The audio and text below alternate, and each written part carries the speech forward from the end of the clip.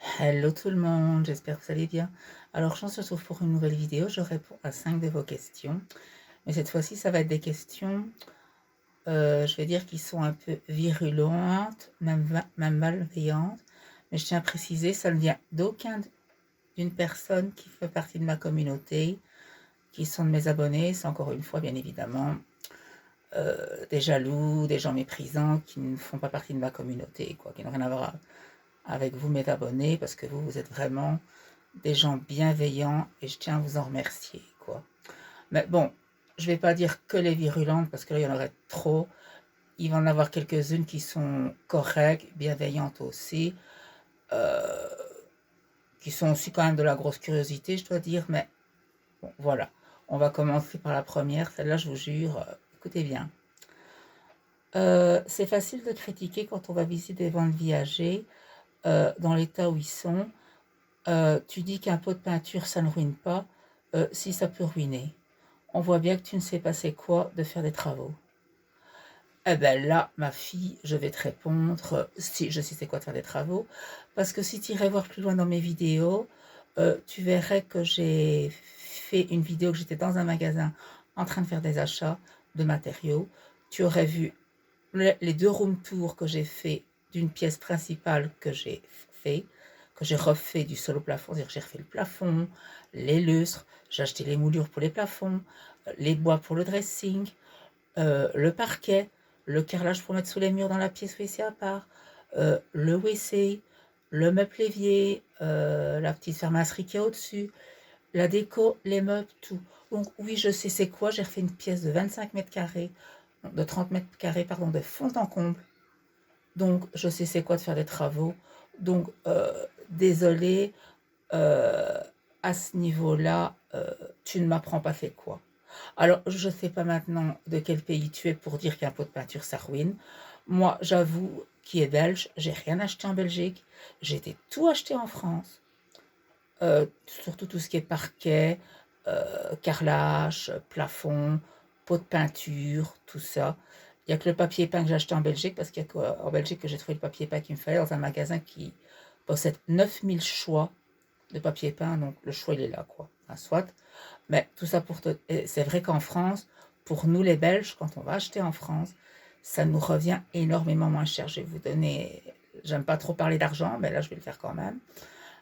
Les travaux, si j'aurais dû tout acheter en Belgique moi-même, les matériaux, ça m'aurait revenu à 3 800 €.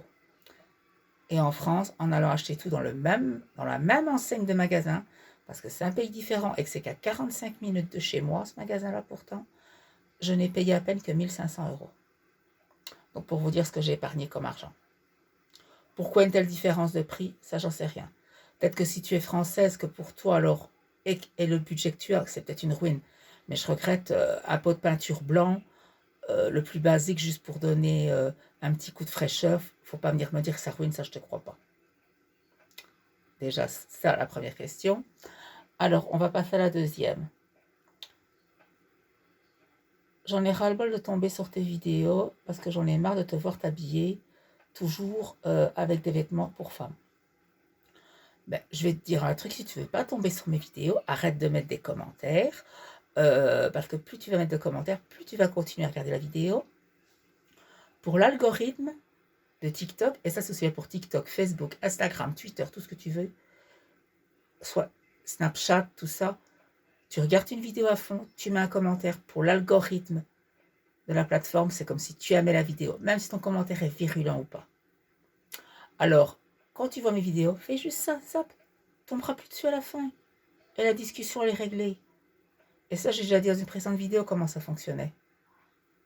Donc, plus tu vas laisser le message, plus tu vas la regarder, plus tu vas tomber dessus. Parce que pour l'algorithme, c'est comme si tu aimais la vidéo. Ok? Donc, on va passer à la troisième vidéo. Enfin, le troisième message, pardon, excusez-moi.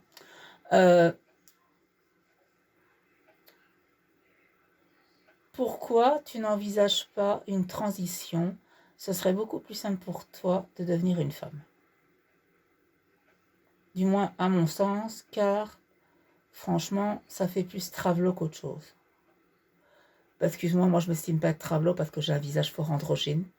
Et grâce à mon androgynité, Même quand je suis comme ça, sans ma perruque, on me dit encore madame. Ok? On ne me dit jamais, depuis que je suis enfant, on m'a jamais dit jeune homme, monsieur, ça je dis mademoiselle, jeune fille, madame. Même en mettant des vêtements à l'époque masculins que mes parents m'achetaient.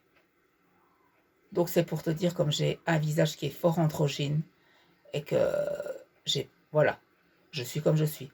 Alors maintenant tu me dis, ce serait plus facile pour toi d'être transgenre, euh, de devenir une femme. Alors je dis pas le contraire. Enfin je dis pas le contraire, je te contredis pas. Mais le problème, si tu suis mes vidéos, tu saurais que j'ai des problèmes de santé.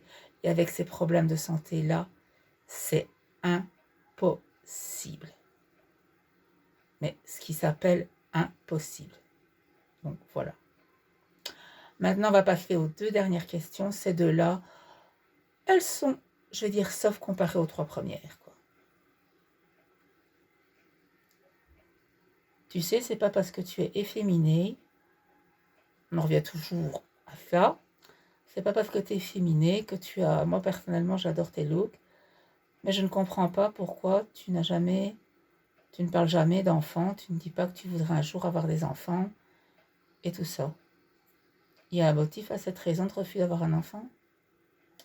Ben, déjà, je vais te répondre, c'est pas une obligation, que ce soit pour n'importe quelle personne étant adulte, que ce soit un homme ou une femme, cisgenre ou transgenre, ou binaire ou non-binaire, quel que soit, voilà, ce n'est pas une obligation de vouloir des enfants.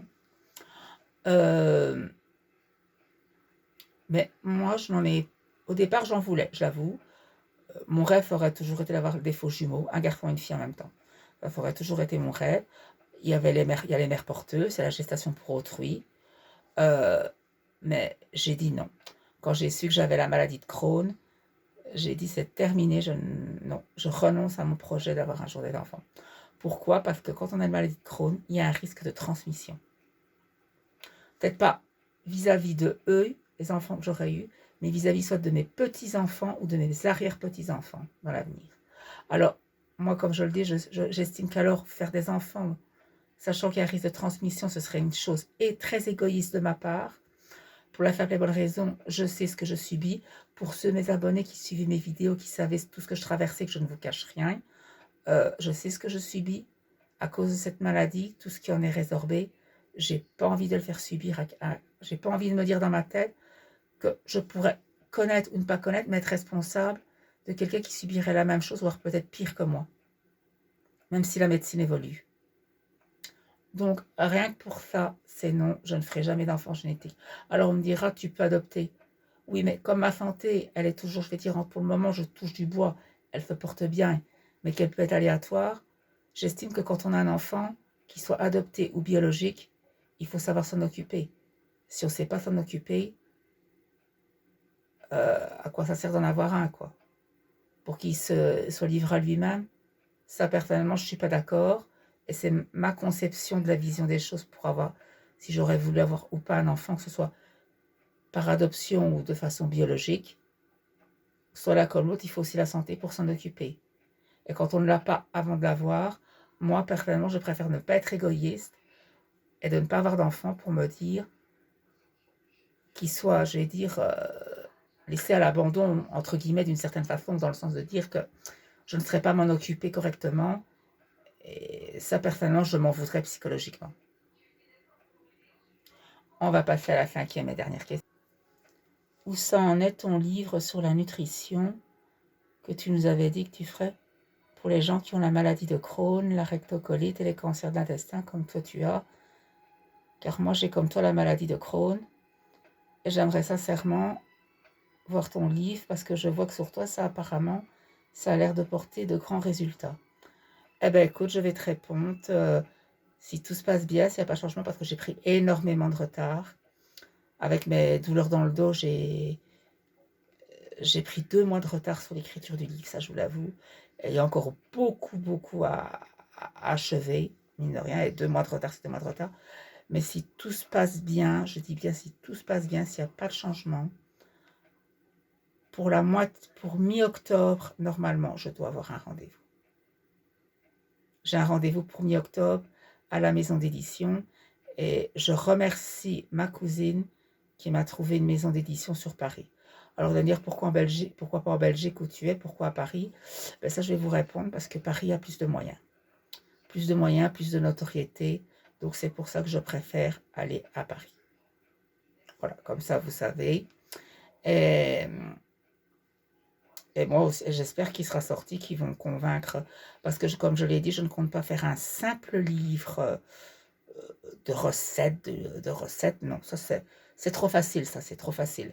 Moi, je veux qu'il soit carrément complet, c'est-à-dire que ce sera vraiment un livre de recettes qui sera basé pour les gens qui ont le rectocolite. Ce sera des recettes qui seront si bien adaptées.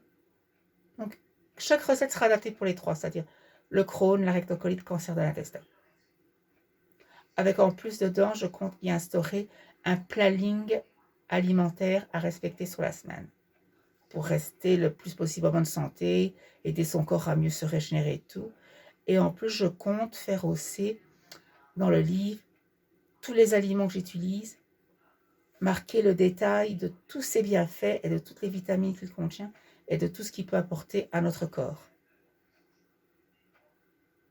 Donc voilà, comme ça vous savez. En tous les cas, voilà, c'était ma vidéo. Je répondais à 5 de vos questions. N'hésitez pas à me dire ce que vous en pensez dans les commentaires, à vous abonner, à republier et à liker la vidéo. Je vous dis à très vite dans une prochaine vidéo. Salut à tous.